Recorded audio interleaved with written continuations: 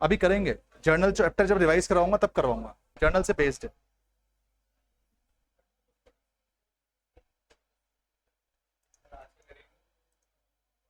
यही chapter 1 revise करना है ना।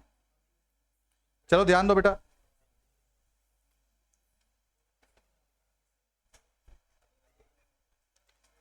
जो मैंने आपको अभी हैंड आउट दिया है, उस हैंड आउट पे आप पेन से अगर कोई भी चीज आपको लगता है कि ये लिखने लायक है तो उसको लिख लेना।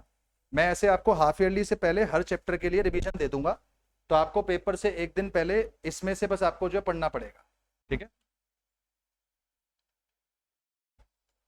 ये हैंड आउट ले ले बेटा। आइए चलें शुरू कर रहे हैं इसको।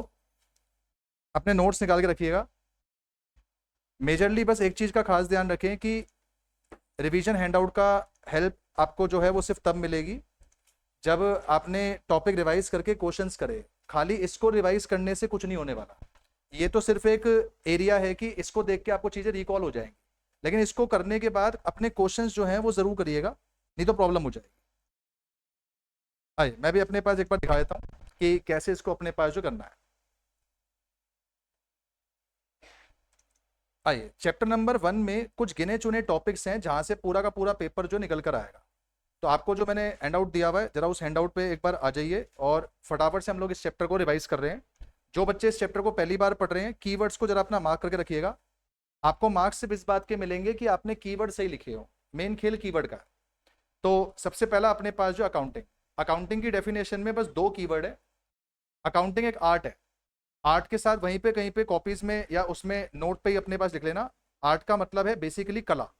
आर्ट मतलब यहाँ ड्राइंग नहीं है, आर्ट मतलब यहाँ पेंटिंग नहीं है, आर्ट मतलब यहाँ पे कला है, कला। ये वर्ड अपने पास लिख लेना। तो अकाउंटिंग एक आर्ट है।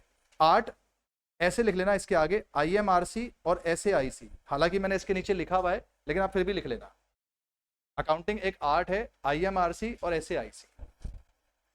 बेटा ये ले लेना जरा हैंड आउट। चले जल्दी बैठे। IMRC और SAIC। अब इसका मतलब क्या है इसको समझते हैं। यहां मैंने इसका मतलब लिखा हुआ है। आई का मतलब है आइडेंटिफिकेशन, इसका मीनिंग भी पता होना चाहिए और ये सीक्वेंस भी ध्यान होना चाहिए। ये ऊपर नीचे नहीं हो सकता। ये मीनिंग भी पता हो, सीक्वेंस भी पता हो। आई मतलब है आइडेंटिफिकेशन, M मतलब है मेजरिंग, R मतलब रिकॉर्डिंग, C मतलब क्लासीफाइंग। पहले सिर्फ इसकी बात करेंगे। तो अकाउंटिंग अपने पास एक आर्ट है। आर्ट मतलब एक कला है। कला किस चीज की? 8 चीजों की। आर्ट अपने पास IMRC और SAIC, जिसमें आई का मतलब है आइडेंटिफिकेशन। आइडेंटिफिकेशन मतलब पहचानना, ऐसे हिंदी में लिख लो उसके साथ, पहचानना। आई मतलब आइडेंटिफिकेशन, जिसका मतलब है पहचानना।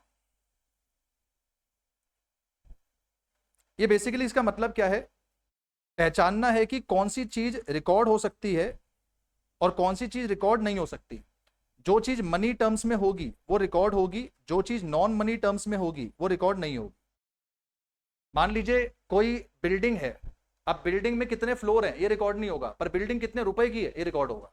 एम्प्लॉय की कितनी सैलरी है ये रिकॉर्ड होगा, एम्प्लॉय ईमानदार है ये रिकॉर्ड नहीं होगा।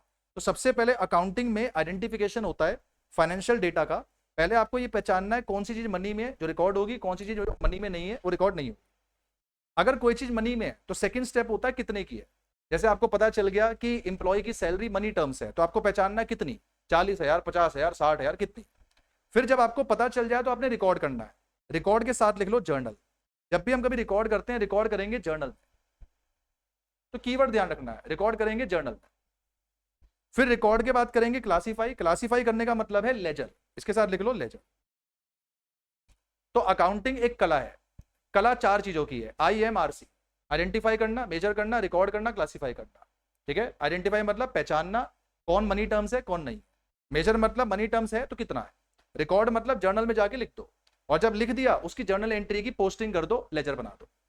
ये पहले 4 चीजें। अब इसके बाद अगली जो 4 चीजें हैं वो है SAIC। यह है summarize, analyze, interpretation and communication. Communication के साथ यहां पे प्लस लिखा है, ये प्लस काट के लिख दो 2, कम्युनिकेशन टू यूजर्स। तो SAIC अगले 4 स्टेप है।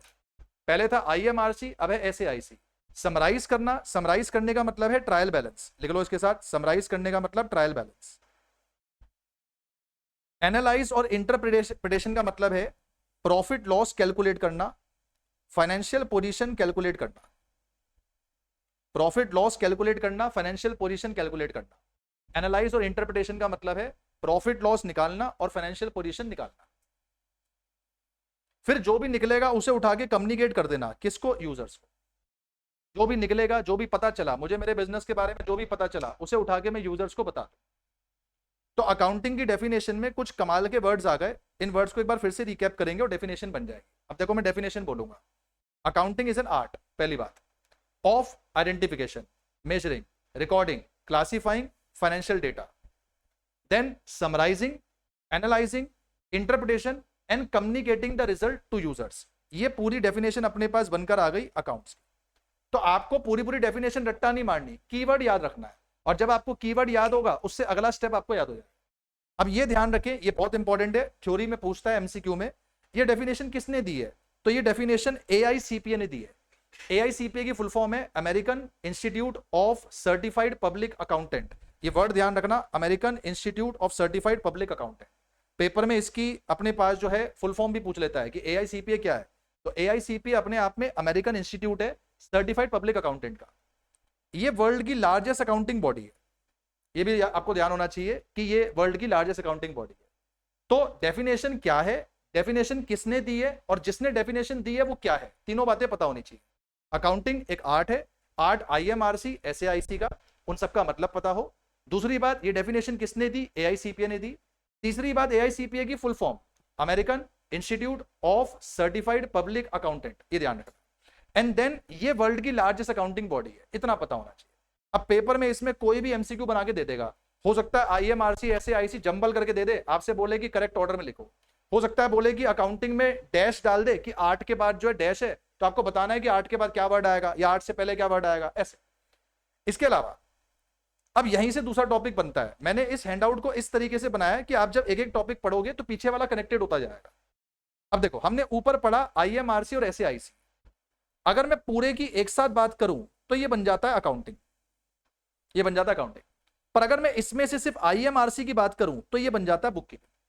मतलब अगर मैं सिर्फ आइडेंटिफाई, मेजर, रिकॉर्डिंग, क्लासिफाइंग की बात करूंगा तो बुक कीपिंग है, और अगर मैं IMRC के साथ SAIC की भी बात करूंगा तो ये क्या बन जाएगा? अकाउंटिंग। तो एक डिफरेंस आने वाला है कि बुक कीपिंग क्या होता है और अकाउंटिंग क्या होता है। रट्टा नहीं मारना है, समझना है। सबसे पहले मीनिंग, बुक कीपिंग का मतलब है आइडेंटिफाई करना, मेजर करना, रिकॉर्ड करना, क्लासिफाई करना, खत्म। अकाउंटिंग का मतलब है ये सब तो करना, साथ में समराइज भी करना, एनालाइज भी करना, इंटरप्रेट भी करना, कम्युनिकेशन भी करना, कम्युनिकेशन भी करना। तो समराइज, एनालाइज, इंटरप्रेट और कम्युनिकेशन, ये भी अगर आप इसके साथ में कर दोगे तो क्या बन जाएगा? अकाउंटिंग। फिर स्टेज, स्टेज मतलब पहले क्या होगा बाद में क्या होगा। भाई जाहिर सी बात है IMRC पहले होगा तो ये प्राइमरी स्टेज है, और IMRC होने के बाद SAIC होगा तो ये कौन सी स्टेज है? सेकेंडरी। मतलब अगर कोई आदमी अकाउंटिंग करना चाहता है तो भैया पहले उसको बुक कीपिंग खत्म करना पड़ेगा। जब तक वो बुक कीपिंग खत्म नहीं करेगा अकाउंटिंग शुरू नहीं हो पाएगा।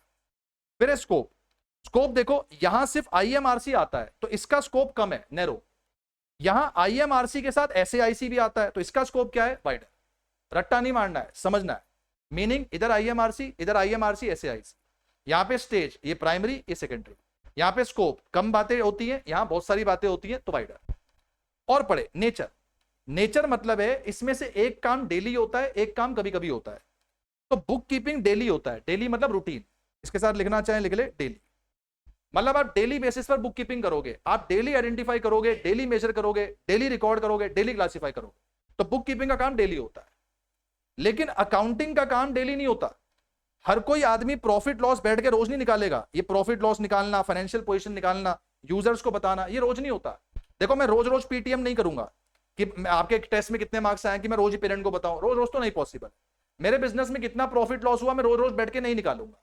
मेरे बिजनेस की क्या पोजीशन है मैं रोज रोज नहीं निकालूंगा, कभी कभी निकालूंगा, कभी साल के आखिरी में या कभी जरूरत पड़ेगी तब। तो एनालिटिकल का मतलब होता है जब जरूरत पड़े, डायनामिक का मतलब साल के आखिरी में, लिख लो उसके साथ। एनालिटिकल का मतलब जब जरूरत पड़े, जब जरूरत होगी तब करेंगे। लेकिन बुक कीपिंग तो डेली होगा। तो बुक कीपिंग डेली होता है, लेकिन अकाउंटिंग एनालिटिकल है और डायनामिक है। जरूरत पड़ेगी तो करेंगे या फिर साल के अंत में करेंगे, मतलब रोज रोज तो नहीं होने वाला, ये बात ध्यान रखें। परफॉर्मेंस, परफॉर्मेंस मतलब कौन करता है? भाई बुक कीपिंग जूनियर स्टाफ करता है। ये डेली वेली का जो भी काम होता है जूनियर स्टाफ का होता है। जैसे मैंने ऐश्वर्या मैम से कह रखा है कि भैया जो भी बच्चा फीस देगा रसीद आप काटो, तो ये जूनियर स्टाफ का काम है, रसीद काटना कोई बड़ी बात नहीं, मैं भी कर लेंगे। लेकिन मेरे बिजनेस में कितना प्रॉफिट हुआ, कितना लॉस हुआ, कितनी फाइनेंशियल पोजीशन है, ये मेरा काम है। तो मेरा जो काम है अकाउंटिंग वाला, वो किसको करना है? सीनियर स्टाफ को। तो बुक कीपिंग जूनियर स्टाफ करता है, अकाउंटिंग सीनियर स्टाफ करता है। अब क्योंकि बुक कीपिंग जूनियर स्टाफ करता है, तो जूनियर स्टाफ को स्पेशल स्किल्स नहीं भी होंगे तो चलेगा। बुक कीपिंग के अंदर कोई स्पेशल स्किल्स की जरूरत नहीं है, पर अकाउंटिंग के अंदर प्रॉफिट लॉस निकालने के लिए, फाइनेंशियल पोजीशन निकालने के लिए, एनालिसिस करने के लिए आपको स्पेशल स्किल्स की जरूरत है। तो यहां कोई स्पेशल नॉलेज होने की जरूरत नहीं है, वहां स्पेशल नॉलेज की जरूरत है। अब यहां पढ़े पर्पस। बुक कीपिंग का एकमात्र पर्पस है, ओनली वन पर्पस, कि आपके खाते सिस्टमेटिक बन जाए, बस, और कुछ नहीं। मेरा ऐश्वर्या मैम से जो काम है ना, बस ये है। ये देखो, ये बुक कीपिंग है, ये एक्चुअल बुक कीपिंग रिपोर्ट ये होती है। सीरियल नंबर लिखा हुआ है, हर बच्चे का नाम आएगा, हर बच्चे की टेस्ट में क्या रिपोर्ट है, होमवर्क डाउट क्या है, पीछे अटेंडेंस का जो रिकॉर्ड अपने पास है, ये तो ये बुक कीपिंग है। ये मैम को दे दूंगा कि मैम आप भर के मुझे दे दो, फिर मैं अपने हिसाब से एनालाइज कर लूंगा किस बच्चे पे स्पेशल अटेंशन देना है, किस पे नहीं देना है, किसको एक्स्ट्रा बुलाना है, किसको एक्स्ट्रा नहीं बुलाना है, ये मेरा काम है। तो जो काम अपने पास बुक कीपिंग का है वो बस इतना है कि सिस्टमेटिक रिकॉर्ड बन जाए। जबकि अकाउंटिंग का जो मेन काम है वो क्या है कि बुक कीपिंग वाला काम तो करना है, साथ में रिजल्ट भी निकालने हैं, साथ में एनालिसिस भी करनी है, और फिर जो भी होगा उसका कम्युनिकेशन भी करना है। ये लास्ट का मतलब है कम्युनिकेशन। तो बुक कीपिंग भी करो, रिजल्ट भी निकालो, एनालाइज भी करो, कम्युनिकेट भी करो, तो वो क्या बन जाएगा? अकाउंट। ये हमारे पास है बुक कीपिंग अकाउंटिंग का डिफरेंस। रट्टा नहीं मारना है, समझना। एक और बार ऊपर से लेकर नीचे तक पूरा एक और बार दोबारा से रिकैप। हमने पढ़ा अकाउंटिंग क्या है? आर्ट है। अब आर्ट के साथ हमने ये पढ़ा कि आर्ट 8 आइटम है, IMRC, SAIC। आई मतलब अपने पास जो है आइडेंटिफिकेशन, मेजरिंग, रिकॉर्डिंग, क्लासिफाइंग, ये खत्म। फिर समराइजिंग, एनालाइजिंग, इंटरप्रिटेशन, कम्युनिकेशन। इन सबको जोड़ दें, इसके आगे 8 लगा दें, तो ये अकाउंटिंग की डेफिनेशन बन गई। ये डेफिनेशन किसने दी है? AICPA ने। ए मतलब अमेरिकन, आई मतलब इंस्टीट्यूट, सी मतलब सर्टिफाइड पब्लिक अकाउंटेंट। ये वर्ल्ड की लार्जेस्ट अकाउंटिंग बॉडी है। खत्म। आगे यहां से डिफरेंस बना कि IMRC और IMRC SAIC दोनों, इनमें डिफरेंस है। खाली IMRC बात करूं बुक कीपिंग, IMRC SAIC दोनों की बात करूं तो अकाउंटिंग। इसका स्कोप कम है क्योंकि इसमें सिर्फ 4 आइटम है, इसमें 8 आइटम है, तो इसका स्कोप वाइडर है। ये जो अपने पास है प्राइमरी स्टेज है, ये अपने पास सेकेंडरी स्टेज है। ये जूनियर स्टाफ करता है, ये सीनियर स्टाफ करता है। इसमें कोई स्किल नहीं चाहिए, इसमें स्किल चाहिए। ये डेली बेसिस पर होता है, ये कभी कभी होगा जब जरूरत पड़ेगी। एंड साथ में इसका पर्पस है सिस्टमैटिक रिकॉर्ड्स। इसका पर्पस क्या है कि खाते भी बन जाए, रिजल्ट भी निकल जाए, एनालाइज भी हो जाए, और साथ में कम्युनिकेशन भी हो जाए। बराबर? पक्का? कोई दिक्कत, कोई डाउट? आगे अब सबसे लास्ट में पहुंचो, एकदम लास्ट में मैंने 3 बातें लिखी हुई है अकाउंटिंग टर्मिनोलॉजी, इस पे इंपॉर्टेंट मार्क करो। 3 मिलते जुलते वर्ड हैं जो बिल्कुल इंपॉर्टेंट है, बहुत आते हैं पेपर। ये 3 वर्ड क्या है? एक है अकाउंटिंग, जो मैंने आपको अभी ताजा ताजा पढ़ाया। अकाउंटिंग का मतलब क्या हो गया? Art, IMRC, SAIC। आज के बाद कोई भी आपसे बोले अकाउंटिंग क्या है, आपके मन में रिकॉल होना चाहिए कि accounting is art, IMRC, SAIC। एक होता है अकाउंटेंसी। इसका क्या मतलब है? ये अकाउंटिंग के सब्जेक्ट को बोलते हैं। देखो, अगर मैं आपसे बोलूं आप एटम्स के बारे में पढ़ रहे हो, आप मेटल्स के बारे में पढ़ रहे हो, तो ये तो एक टॉपिक है, पर ये सब टॉपिक आप पढ़ किस में रहे हो? केमिस्ट्री में। तो केमिस्ट्री एक सब्जेक्ट है। उसी तरह से अकाउंटिंग एक टॉपिक है, लेकिन अकाउंटिंग आप किस सब्जेक्ट में पढ़ रहे हो? अकाउंटेंसी। तो अकाउंटेंसी क्या हो गया? सब्जेक्ट हो गया। अब इस सब्जेक्ट को यूज करके, इस प्रोसेस को यूज करके जो आप बनाते हो, उस बनाई हुई चीज को हम लोग क्या बोलते हैं? अकाउंट्स। जैसे मैं एग्जांपल देता हूं, ध्यान देना। कुकिंग, होटल मैनेजमेंट, इसको समझना। होटल मैनेजमेंट सब्जेक्ट है, कुकिंग जो अपने पास है उसके अंदर एक प्रोसेस है जो आप सीखते हो। इसको सीखने के बाद आप एक रेसिपी बनाओगे, तो रेसिपी क्या हो गया? प्रोडक्ट। 3 बातें। होटल मैनेजमेंट क्या है? सब्जेक्ट। कुकिंग क्या है? उसके अंदर जो आपने सीखा। रेसिपी आपने बनाया, वो क्या हो गया? प्रोडक्ट। अब तीनों को अकाउंट्स की दुनिया में बोलो। अकाउंटेंसी क्या है? सब्जेक्ट। अकाउंटेंसी में आपने क्या सीखा? अकाउंटिंग। अकाउंटिंग करके क्या बनेगा? अकाउंट्स। आया समझ में? तीनों बातें सेम। अकाउंटिंग का मतलब प्रोसेस, यहां पे लिख लो प्रोसेस, इसका मतलब सब्जेक्ट, इसका मतलब प्रोडक्ट। और इसी के साथ जो मैंने आपको एग्जांपल दिया, अगर लिखना चाहो तो लिख लो। सब्जेक्ट के साथ HM, प्रोसेस के साथ कुकिंग, और जो रेसिपी आप बनाओगे, रेसिपी, ये रेसिपी आपके पास प्रोडक्ट। तो फाइनल प्रोडक्ट को बोलते हैं खाते, सब्जेक्ट को बोलते हैं अकाउंटेंसी, उसमें जो आप सीख रहे हो उसको क्या बोलते हैं? अकाउंटिंग। बराबर? याद रहेगा? पेपर में वाइवा में ये पूछ सकता है टीचर कि भैया तीनों में डिफरेंस बता दे, अकाउंटेंसी, अकाउंटिंग और अकाउंट्स में फर्क क्या है, तो आपको पता होना चाहिए। वापसी आ जाएंगे पीछे, इस वाले टॉपिक पे। एक टॉपिक है इधर लेफ्ट साइड में लिखा हुआ है, ब्रांचेस ऑफ अकाउंटिंग। ये 7 टॉपिक इस पे आए, ब्रांचेस ऑफ अकाउंटिंग। अकाउंटिंग का मतलब मैंने आपको अभी भी बताया, जो आप सीख रहे हो। तो अकाउंटिंग भी 3 तरह की होती है भैया, एक होती है फाइनेंशियल, एक होती है कॉस्ट, एक होती है management. Financial, cost, management. Book दिखाना जरा अपनी, बुक है किसी के पास? जरा ये बुक देखो, यहां ध्यान दो। इस बुक के ऊपर बड़ा बड़ा लिखा हुआ है फाइनेंशियल अकाउंटिंग। तो जो आप 11 12th में अकाउंट्स पढ़ रहे हो, ये कौन सी अकाउंटिंग है? फाइनेंशियल। फाइनेंशियल अकाउंटिंग के साथ मैंने लिखा हुआ है, हाईलाइट कर लीजिएगा, कैलकुलेशन ऑफ प्रॉफिट लॉस। किसी भी बिजनेस का प्रॉफिट लॉस निकालना, किसी भी बिजनेस का फाइनेंशियल पोजीशन निकालना, ये फाइनेंशियल अकाउंटिंग है। अगर आज मैं अपने बिजनेस का आपको प्रॉफिट लॉस निकालना सिखाऊं, या मैं अपने बिजनेस की फाइनेंशियल पोजीशन आपको निकालना सिखाऊं, ये फाइनेंशियल अकाउंटिंग। फिर एक होती है कॉस्ट अकाउंटिंग। कॉस्ट अकाउंटिंग 2 चीजों के लिए काम आती है, पढ़ें। एक तो कॉस्ट निकालने के लिए, और एक फिक्सेशन ऑफ सेलिंग प्राइस के लिए। मान लो मुझे ये बुक छापनी है, तो ये बुक छापने के लिए मेरा कितना खर्चा लगेगा, इसकी कॉस्ट निकालना, कॉस्ट अकाउंटिंग। जब मुझे इसकी कॉस्ट पता चलेगी तो मैं इसको बेचूंगा कितने में, इसका सेलिंग प्राइस निकालना, ये भी कॉस्ट अकाउंटिंग। तो अगर मैं आपको कहीं अकाउंटिंग में ये सिखा रहा हूं कि किसी चीज की कॉस्ट कैसे निकलती है, या किसी चीज की कॉस्ट निकलने के बाद उसका सेलिंग प्राइस कितना निकलेगा, उसको बेचना कितने में चाहिए, वो किसका पार्ट होगा? Cost accounting. और लास्ट होता है मैनेजमेंट अकाउंटिंग। मैनेजमेंट अकाउंटिंग सिर्फ एक चीज के लिए काम आती है, डिसीजन मेकिंग।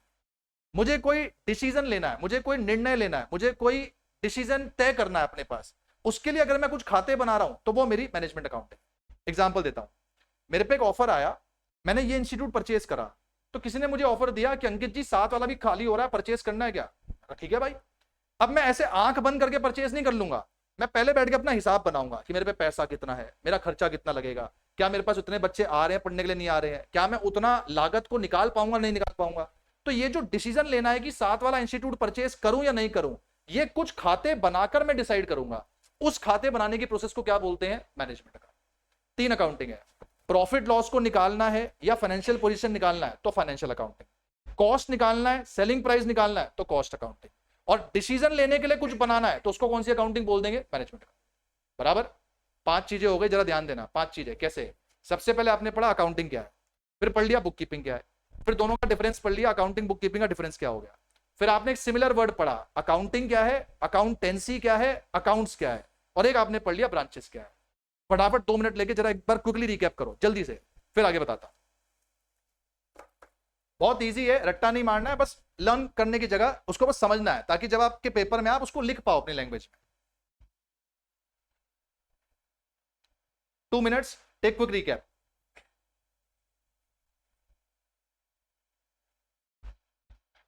आप पेपर से एक दिन पहले पूरी पूरी किताबें नहीं पढ़ पाओगे, आप सिर्फ अपनी चीजों को रिकॉल कर पाओगे कि अच्छा ये पढ़ा था, वो पढ़ा था। तो अपना रिकॉल करने के प्रोसेस के ऊपर काम करो, उससे बहुत बढ़िया हो जाएगा काम।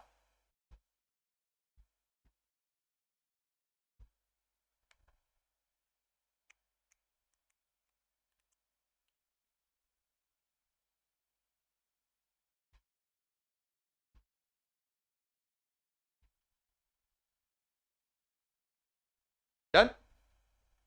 सो अकाउंटिंग एक आर्ट है, IMRC SAIC, एंड ये डेफिनेशन किसने दी है? AICPA ने। AICPA वर्ल्ड की लार्जेस्ट अकाउंटिंग बॉडी है। खत्म।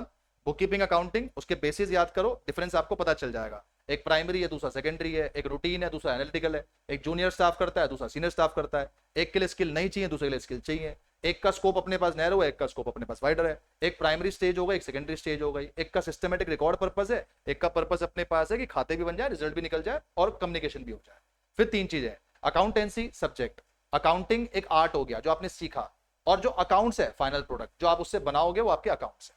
याद करने का तरीका बताया था, HM सब्जेक्ट है, कुकिंग जो आपने सीखा वो अकाउंटिंग है, रेसिपी जो आप बनाओगे वो आपका क्या हो गया? प्रोडक्ट हो गया। Branch of accounting 3, financial cost management, financial profit loss निकालना, फाइनेंशियल पोजीशन निकालना, कॉस्ट अकाउंटिंग में कॉस्ट निकालना, सेलिंग प्राइस निकालना, और मैनेजमेंट अकाउंटिंग में डिसीजन मेकिंग के लिए जो भी अकाउंट करना, वो अपने पास कौन सी अकाउंटिंग हो गई? Management account. बराबर? लेफ्ट में आ जाइए, बिल्कुल लेफ्ट में, बिल्कुल लेफ्ट में, limitations of accounting. Very very important, mark कर लें इसके ऊपर, very very very important. Paper में आना ही आना है, कोई चांस नहीं कि पेपर में नहीं आई, आएगा ही आएगा। अब एमसीक्यू में आए, 3 मार्क में आए या 4 मार्क में आए, आएगा जरूर। ठीक है भाई, एक एक लिमिटेशन का मतलब लिखेंगे जरा ध्यान से, जो मैं हिंदी बोल रहा हूं हिंदी वर्ड ध्यान रखना। पहली लिमिटेशन है विंडो ड्रेसिंग, इसके साथ लिख लो बड़ा चढ़ा के दिखाना। अकाउंट्स में आप बड़ा चढ़ा के दिखा सकते हो। बेटा मेरी बात को समझे, मैं आपसे लिखवा क्यों रहा हूं, आपकी रिवीजन नोट सिर्फ आपको ही हेल्प करेगा। अब क्योंकि ये रिवीजन नोट मैंने बना रखे हैं तो ये सिर्फ मुझे हेल्प करेगा, जब तक आप इसके ऊपर कुछ लिखोगे नहीं ये आपको हेल्प नहीं करेगा। तो प्लीज लिखें जरूर, पर्सनल एप्लीकेशन जरूर होना चाहिए। विंडो ड्रेसिंग का मतलब होता है बड़ा चढ़ा के दिखाना, इसकी हिंदी अपने पास है बड़ा चढ़ा के दिखाना, बड़ा चढ़ा के दिखाना। अकाउंट्स में बड़ा चढ़ा के दिखाना पॉसिबल है और ये लिमिटेशन है। मैं चाहूं तो अपने एसेट बढ़ा के दिखा सकता हूं, मैं चाहूं तो अपनी लायबिलिटी कम करके दिखा सकता हूं। जैसे एग्जांपल देता हूं, मैंने आज की तारीख में अपने बिजनेस में इंस्टीट्यूट के अंदर 1000 बच्चे पढ़ाए और मैंने रसीद जो काटी सिर्फ 100 की काटी। तो 1000 बच्चे पढ़ाए पर रसीद सिर्फ 100 की काटी, इसका मतलब मैं चाहूं तो यहाँ पे जो 900 बच्चों का पैसा है उसको छुपा सकता हूं। ये पॉसिबल है, पॉसिबल है इसका मतलब लिमिटेशन है। तो अकाउंट्स में आप मैनिपुलेशन कर सकते हो, मैनिपुलेशन मतलब छेड़छाड़ कर सकते हो, आप खातों में हेर फेर कर सकते हो। ये हेर फेर करना विंडो ड्रेसिंग कहलाता है और ये क्या बन जाएगा, लिमिटेशन। दूसरी लिमिटेशन इजी इजी याद करेंगे पहले, इग्नोर क्वालिटीज। इग्नोर क्वालिटी मतलब अकाउंट्स में किसी भी तरह की क्वालिटी रिकॉर्ड नहीं होगी। आदमी ईमानदार है या गद्दार है, रिकॉर्ड नहीं होगा। किस कलर की प्रॉपर्टी है, किस कलर की गाड़ी है, रिकॉर्ड नहीं होगा। आदमी पंचुअल है या नहीं है, रिकॉर्ड नहीं होगा। सिर्फ एक चीज रिकॉर्ड होगी, पैसा। पैसा छोड़ के कुछ भी है रिकॉर्ड नहीं होगा। मैं कितना मर्जी अच्छा पढ़ाता हूं, मेरे स्टूडेंट का क्या मर्जी रिजल्ट आता हो, अकाउंट्स में कभी रिकॉर्ड नहीं होगा। मेरे स्टूडेंट कितने मर्जी ईमानदार हो, कितने मर्जी टॉकेटिव हो, कितने मर्जी न्यूसेंस में हो, ये सब अकाउंट्स में रिकॉर्ड नहीं होगा। सिर्फ एक चीज अकाउंट्स में रिकॉर्ड होगी कि मेरा खर्चा क्या है और मेरे को फीस कितनी मिली, खत्म। तो अकाउंट्स में नॉन मॉनिटरी फैक्टर रिकॉर्ड नहीं होते, तो लिखेंगे क्वालिटीज रिकॉर्ड नहीं होती, क्वालिटीज रिकॉर्ड नहीं हो, ये लिमिटेशन है। दो लिमिटेशन, विंडो ड्रेसिंग अपने पास पहला बड़ा चढ़ा के दिखाना पॉसिबल है, लिमिटेशन है। दूसरा अपने पास इग्नोर क्वालिटीज, यहां पे हम क्वालिटीज को रिकॉर्ड नहीं कर पाएंगे, ये भी लिमिटेशन। तीसरा, अकाउंट्स में जो प्राइस लेवल चेंजेस होते हैं उसको हम रिकॉर्ड नहीं करते। इसका मतलब क्या है, देखें मैंने ये घड़ी परचेज करी 1000 रुपए की, तो मैं इसको अपने खातों में 1000 रुपए का लिखूंगा। अब ये मार्केट में कितने की अवेलेबल है मुझे कोई मतलब नहीं, हो सकता है मार्केट में 400 की हो, 500 की हो, 600 की हो, 700, मुझे कोई मतलब नहीं। मैं जब लेकर आया 1000 की, मेरे को इसका बिल 1000 का मिला, मैं तो 1000 पे लिखूंगा। आपको ये कितने की मिली इससे मुझे रत्ती भर फर्क नहीं पड़ता। तो अकाउंट्स में मार्केट में क्या भाव चल रहा है इससे कोई मतलब नहीं है। अकाउंट्स में मतलब सिर्फ एक बात से है, वो मतलब क्या है कि चीज आपको कितने की पड़ी। आपने डोमिनोज का पिज्जा वहां जाके बैठ के खाया, आपको 400 रुपए का पड़ा। भाई मैंने घर मंगा के खाया, मुझे 500 रुपए का पड़ा। तो आप मेरे से ये नहीं कह सकते कि अंकित जी आपने तो काम बेकार करा, आपको तो महंगा पड़ा है। भाई मैं कहूंगा कि मुझे 500 का पड़ा है तो मैं तो 500 में लिखूंगा। आपको वो चीज 400 में पड़े, आपको वो चीज 300 में पड़े, वो आपका कॉल है। मुझे जितने में पड़ा मैं उतने पे लिखूंगा। तो हर आइटम यहां पे रिकॉर्ड होता है कॉस्ट पे, कॉस्ट रिकॉर्ड होता है, मार्केट वैल्यू इग्नोर होती है। ऐसे लिख लो, कॉस्ट रिकॉर्ड होता है, मार्केट वैल्यू इग्नोर होती है, ये लिमिटेशन। जैसे आप मेरे बिजनेस के खाते उठाओगे, अब मेरे बिजनेस के खाते में आपको दिखेगा कि मैंने ये पैनल ले रखा है 50,000 का, तो ये 50,000 का पैनल जब आपको दिखेगा, आपको देखकर लगेगा कि अंकित सर का पैनल तो 50,000 का है, बट रियल में आज ये 50,000 का थोड़ा ना है। भाई जब लिया था तब 50 का था, आज इसकी कीमत मात्र 20,000 रुपए। तो मैंने अपने अकाउंट्स में क्योंकि कॉस्ट लिखी हुई है, तो ये आपको सही जानकारी नहीं देगा। मार्केट वैल्यू से सही जानकारी मिलती है, क्योंकि अकाउंट्स प्राइस लेवल चेंजेस को इग्नोर करता है तो सही जानकारी मिल नहीं पाती, और क्योंकि सही जानकारी मिल नहीं पा रही तो ये भी लिमिटेशन है। चौथा, अकाउंटिंग फुली एग्जैक्ट नहीं होता, अकाउंटिंग अंदाजों पे चलता है, बेस्ड ऑन एस्टिमेट्स, यानी ये अंदाजों पे चलता है, अंदाजों पे चलता है। अंदाजे मतलब हम यहां पे अनुमान लगाते हैं, यहां पे ऐसा नहीं है कि सब चीज एकदम एग्जैक्ट है, अनुमान पे बेस्ड है। एग्जाम्पल, मैंने कहा मेरा कोई डेटर है, तो भाई मैं ये मान के चल रहा हूं मुझे पैसा दे देगा। मैंने कहा मेरा कोई लोन है, तो मैं मान के चल रहा हूं कि मैं चुका दूंगा। मान लो मेरे पास कोई स्टॉक है, तो मैं मान के चल रहा हूं बिक जाएगा। मान लो मेरे पास कोई गाड़ी है, तो मान के चल रहा हूं कि आने वाले 4-5 साल चल जाएगी। इसका मतलब अकाउंट्स में आधे से ज्यादा चीजें अंदाजों पर बेस्ड है, रियलिटी क्या है मुझे नहीं पता। भाई कल को मेरा डेटर पैसे लेके भाग गया तो वो क्या होगा मुझे नहीं पता, लेकिन एक अंदाजे के बेस पे मैं उसको रिकॉर्ड करूंगा। कल को मेरे क्रेडिटर ने मेरा पैसा माफ कर दिया, पता नहीं क्या होगा उस टाइम पे, लेकिन अभी के लिए मैं क्रेडिटर को रिकॉर्ड करूंगा। तो अकाउंट्स अंदाजों पे चलता है, और क्योंकि ये अंदाजों पे चल रहा है, ये फुली एग्जैक्ट नहीं है, मतलब ये एकदम सटीक नहीं है, ये थोड़ा इर्द गिर्द चलता है। And last but not the least, accounting में पर्सनल बायास चलते हैं। पर्सनल बायास मतलब आपका काम करने का तरीका अलग हो सकता है, मेरा अलग हो सकता है, हम दोनों अपने अपने लेवल पर ठीक है, कोई गलत नहीं है। अकाउंटिंग के अंदर लोग अपने अपने पॉलिसीज, अपने अपने मेथड यूज करते हैं। जैसे कई सारे इंस्टीट्यूट्स में क्या होता है, चेक्स भी अलाउड होते हैं। लोग कहते हैं आप चेक से फीस दे दो, हमारे यहाँ पे अलाउड नहीं है। तो आप ये नहीं बोल सकते कि सर अंकित सर आप तो गलत कर रहे हो, आप चेक्स क्यों मना कर रहे हो, हम चेक्स नहीं लेते। भाई मेरी पॉलिसी है, मेरा काम है, मैं जैसे तैसे चलाऊं। आप मुझे ये नहीं कह सकते कि आप गलत हो, क्योंकि मेरा बिजनेस है, मेरी दादागिरी चलेगी कि मैं जिस बेसिस पे चलाऊं। आप मुझे ये नहीं बोल सकते कि सर ये तो गलत है। कहने का मतलब हर बिजनेस अपने अपने पर्सनल बायास पे चलेगा। तो accounting is not free from personal bias. आपने कुछ और करा, मैंने कुछ और करा, आप अपनी जगह पे ठीक हो, मैं अपनी जगह पे ठीक हूं।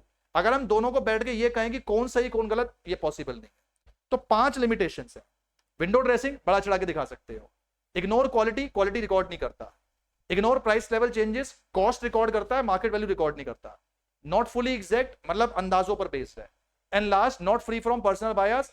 हर कोई अपनी अपनी प्रैक्टिस फॉलो करता है, पर्सनल जजमेंट सबकी अपनी अपनी होती है। तो हम लोग ये नहीं कह सकते कि सब एक जैसा काम करेंगे, सब अलग अलग बैठ के काम करते हैं। ये मैं फटाफट से रिकैप दो 2 मिनट लेके फिर से अरिया। हम ये कह सकते हैं कि सबकी अपनी अपनी प्रैक्टिस है, पर्सनल एप्लीकेशन लिख सकते हो। देखो सीधी सी बात है, मैंने पहली वर्ड ही आज की क्लास का जो बोला है वो बोला है अकाउंटिंग एक आर्ट है। आर्ट मतलब कला। तो भैया कला तो हर कोई अपने अपने हिसाब से करेगा ना। मेरा पढ़ाने का तरीका कुछ और है, अब आप किसी दूसरे से एक्सपेक्ट करो कि वो भी अंकित सर जैसे ही पढ़ाएगा, या आप मेरे से एक्सपेक्ट करो कि मैं भी किसी और टीचर की तरह ही पढ़ाऊंगा, भाई नॉट पॉसिबल। कला है, कला सबका अपने अपने हिसाब से ही अपने पास चलते हुए चलेगा। तो एक बार क्विकली इसको रिकैप कर ले। चले, लिमिटेशन पेपर में जरूर आता है, जरूर याद करके जाइएगा, बिल्कुल भी नहीं छोड़ना है।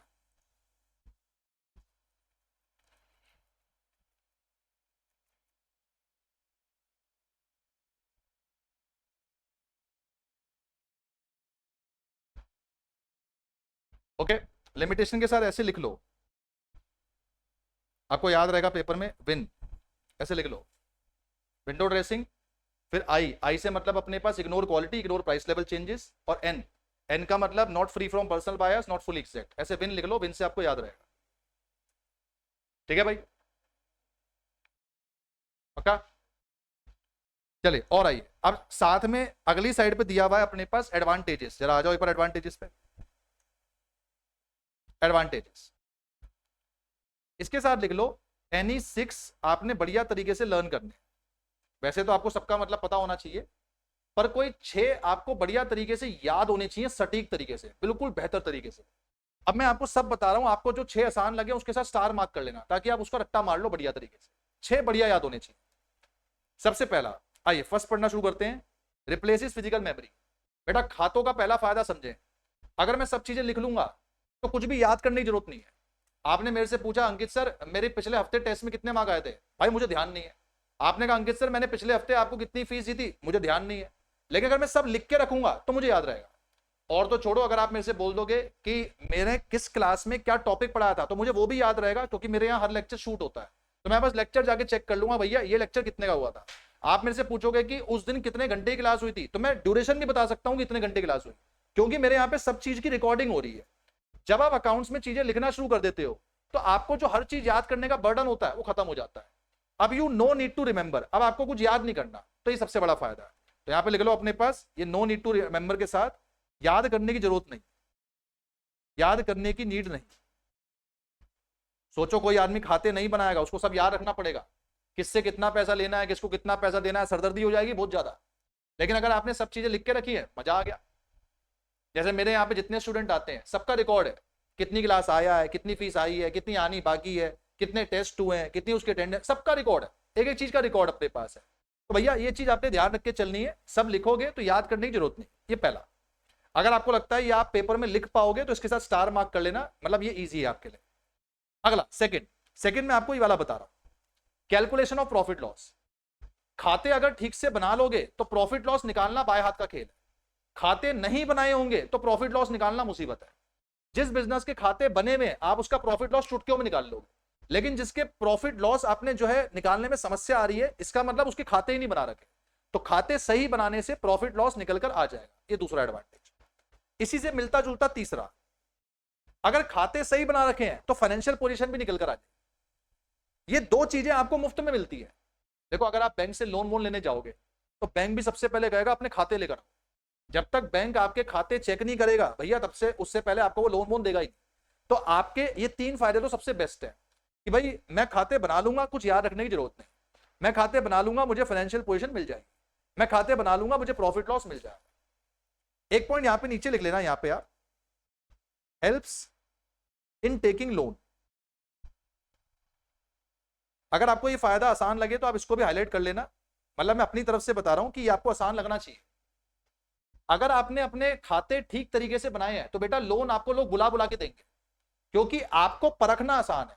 जिस आदमी ने अपने खाते नहीं बना रखे ना, कोई इसको लोन नहीं देता, क्योंकि पता ही नहीं है कि भाई कितना प्रॉफिट है कितना लॉस है। मान लो आप मेरे पास बैंक में लोन लेने आए, अब आपके ऐसा एक आदमी और आया है, मैंने आपसे कहा बेटा अपने रिकॉर्ड्स दिखाओ, आपने दिखा दिए। दूसरे वाले से मैंने कहा अपने रिकॉर्ड्स दिखाओ, वो नहीं दिखा पा रहा, तो मैं उसको लोन नहीं दूंगा। मैं कहूंगा भाई मैं तेरे को परखूं कैसे, पता नहीं तू पैसा दे पाएगा नहीं दे पाएगा, पर क्योंकि तुमने रिकॉर्ड्स बना रखे हैं तो तुम्हें शायद मैं लोन दे पाऊं।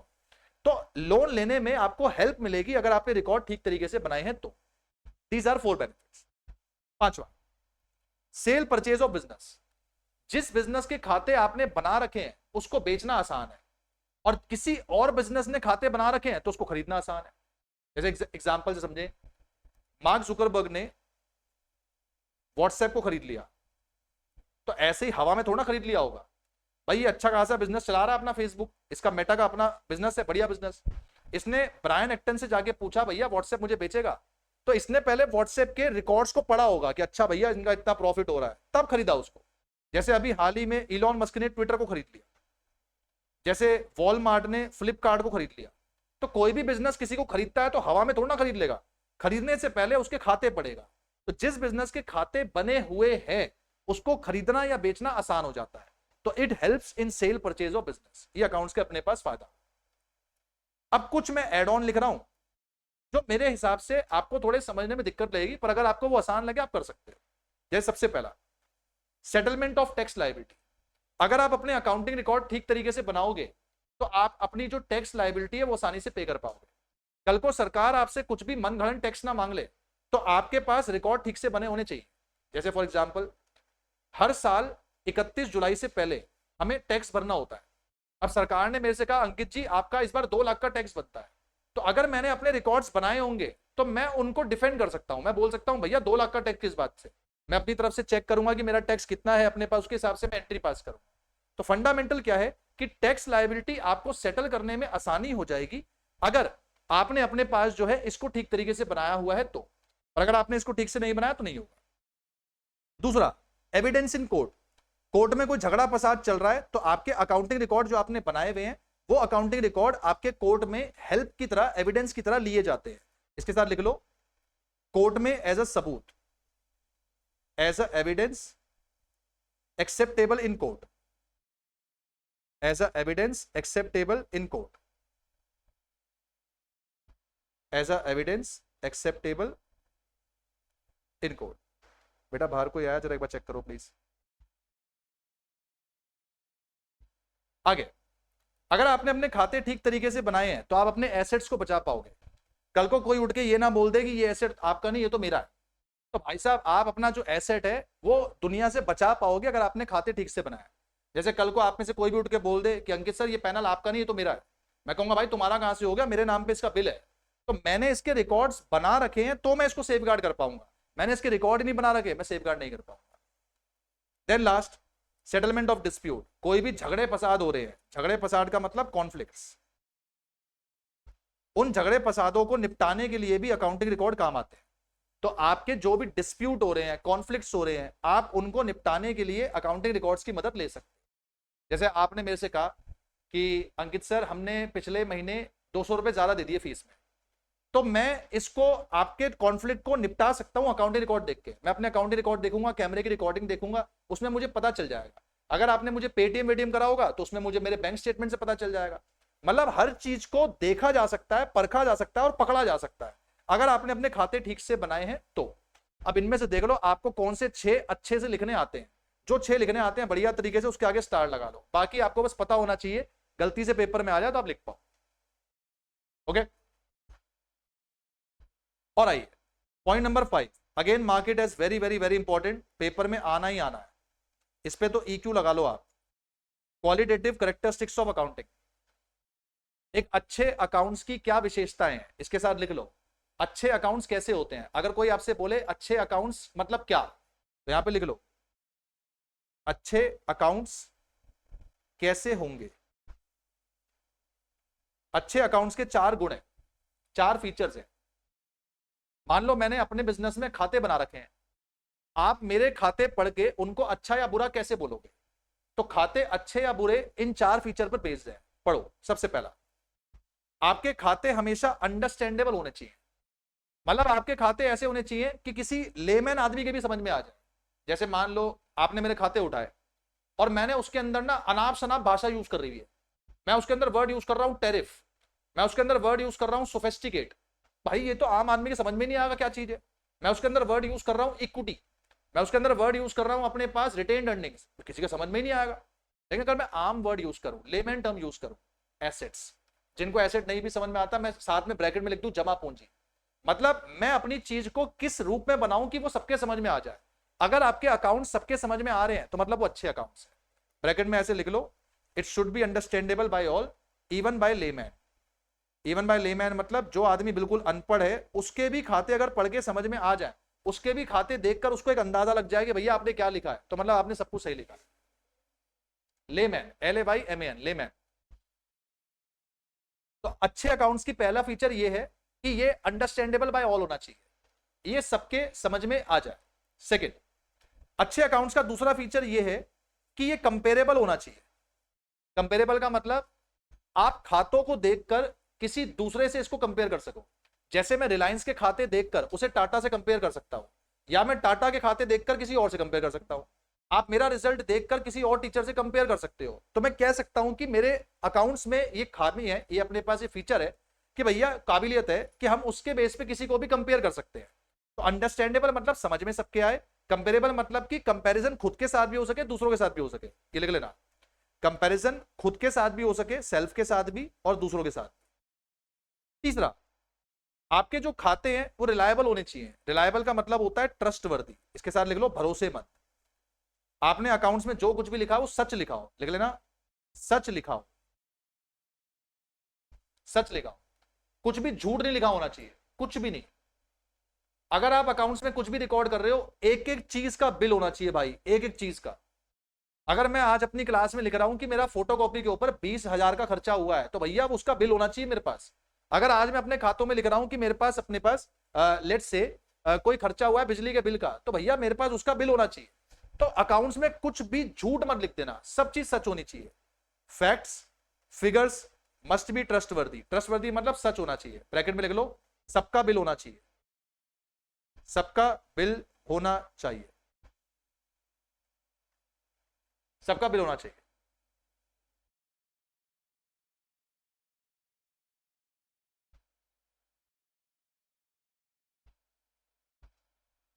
एक चीज का बिल हमारे पास होना चाहिए। एंड फोर्थ, एक अच्छे अकाउंट की खासियत है कि वो रेलेवेंट होना चाहिए। फोकस फोकस, रेलेवेंट होना चाहिए। रेलेवेंट का मतलब है रेलेवेंट टू बिजनेस होना चाहिए, इसके साथ लिख लो रेलेवेंट टू बिजनेस। अच्छे अकाउंट्स वो होते हैं जिसे पढ़कर आपको यह समझ में आ जाए कि आदमी का बिजनेस किस चीज का है। जैसे मैं एग्जांपल देता हूं, आप जब मेरे रिकॉर्ड्स पढ़ोगे तो आपको मेरे रिकॉर्ड्स में एक टर्म मिलेगा फीस। जब आप अंकित सर के रिकॉर्ड्स पढ़ोगे तो आपको उसमें एक टर्म मिलेगा फीस, जिससे आपको यह अंदाजा हो जाएगा कि सर का काम गुड्स का तो नहीं है, सर का काम कुछ ना कुछ फीस वाला है। मतलब जैसे डॉक्टर का काम होता है, जैसे आप डॉक्टर आपको कंसल्टेंसी देता है, आपसे फीस ले लेता है, या आप जिम में जाते हो, जिम वाले आपको जो है ट्रेनिंग देते हैं, फीस ले लेते हैं। तो फीस एक ऐसा टर्म है जिसमें गुड्स का कोई कनेक्शन नहीं है। तो जब आप मेरे रिकॉर्ड्स पढ़ोगे, आप मेरे रिकॉर्ड में फीस देखोगे तो आप समझ जाओगे कि अंकित सर के पास गुड्स तो नहीं होंगे।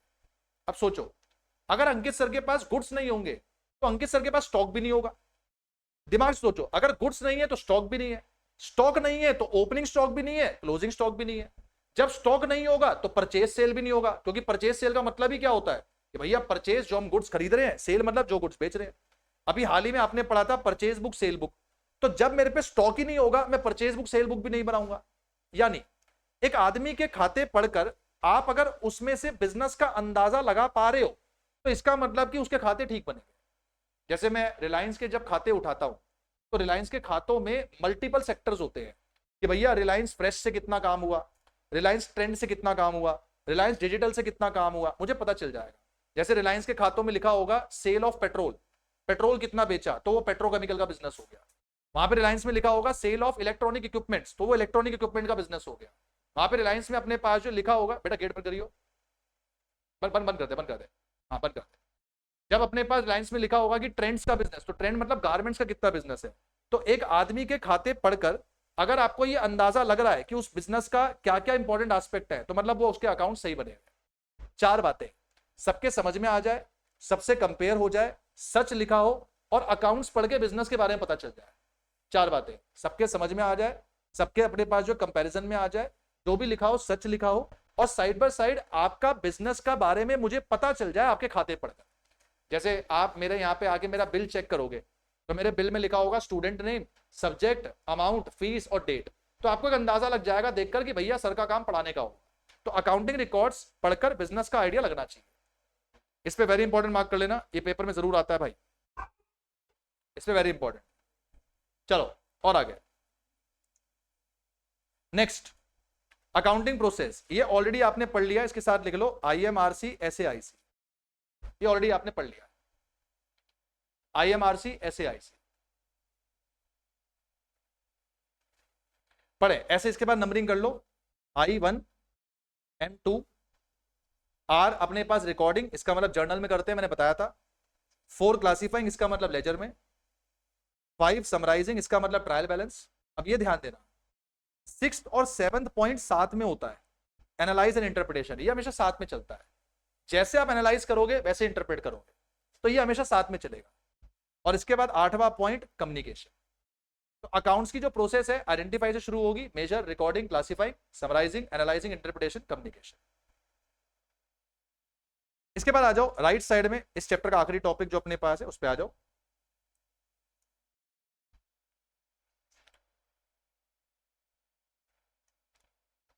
यूजर्स पे, इस पे भी EQ मार्क कर लो, ये पेपर में MCQ में बहुत पूछते हैं। आपसे पूछा जाएगा कि अकाउंट्स के यूजर्स कौन है, तो देखो डेफिनेशन क्या है। डेफिनेशन है वो लोग जो आपकी अकाउंटिंग इंफॉर्मेशन यूज करते हैं अपने पर्पस के लिए, वो यूजर्स हैं। जैसे मैं किसी बिजनेस की अकाउंटिंग इंफॉर्मेशन यूज करता हूं किसी अपने पर्पस के लिए, तो वो मैं यूजर कहलाऊंगा। तो user are the people who use accounting information for their purpose. तो यूजर वो लोग हैं जो अकाउंटिंग इंफॉर्मेशन यूज करते हैं अपने खुद के पर्पस के लिए। अब यूजर 2 प्रकार के होते हैं, पढ़े। एक अपने पास होता है इंटरनल, एक अपने पास होता है एक्सटर्नल। पहले इंटरनल की बात करते हैं। इंटरनल में आते हैं ओनर और मैनेजमेंट। मैनेजमेंट मतलब बोर्ड ऑफ डायरेक्टर्स। अगर आपको नहीं पता BOD का मतलब, तो इसके साथ लिख लेना बोर्ड ऑफ डायरेक्टर्स।